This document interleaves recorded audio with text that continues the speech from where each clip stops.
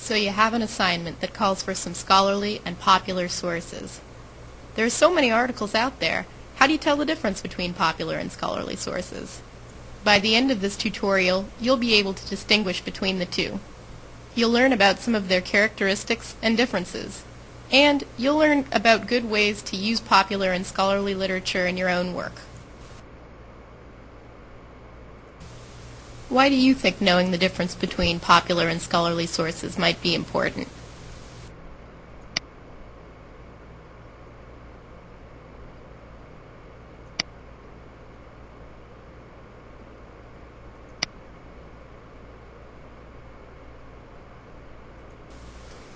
Click on one of the two source types to explore its characteristics.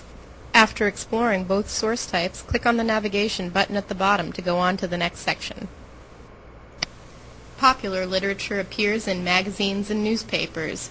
The covers are often glossy or eye-catching. These sources are geared towards a broad general audience and can be purchased at bookshops or newsstands. The articles are usually reviewed only by a professional staff editor or editors. Scroll over the highlighted sections to review some characteristics of popular sources.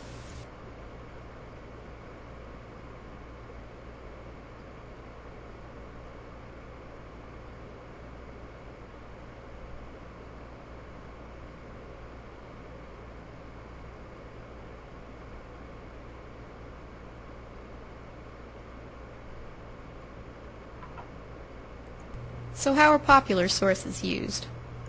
Popular sources might present news and current events. Since the review process to publish popular articles is short, they're a good place to look for very current information. Popular sources may tell human interest stories or convey emotional responses. They can also be useful for getting an overview of a topic. Click on one of the two source types to explore its characteristics. Scholarly literature is published in subject-specific journals. In this example, you can see the Journal of the American Medical Association, or JAMA, and International Studies Quarterly. Scholarly journals are typically available through subscription only. You usually can't find them in stores. These articles are geared towards scholars and experts in the field, and they undergo reviewing by other scholars in the field. This is known as the peer review process. Scroll over the highlighted sections to learn some characteristics of scholarly sources.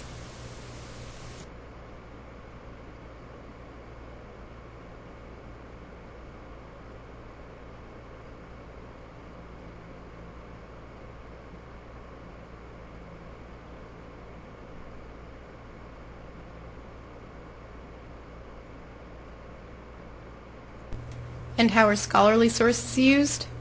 Scholarly literature can be useful for gathering subject-specific information, research, and data. It's a way for scholars to communicate, so it might present or review research or criticism on a given topic. Okay, now it's your turn to try. Take a look at these two articles and decide if each one is popular or scholarly.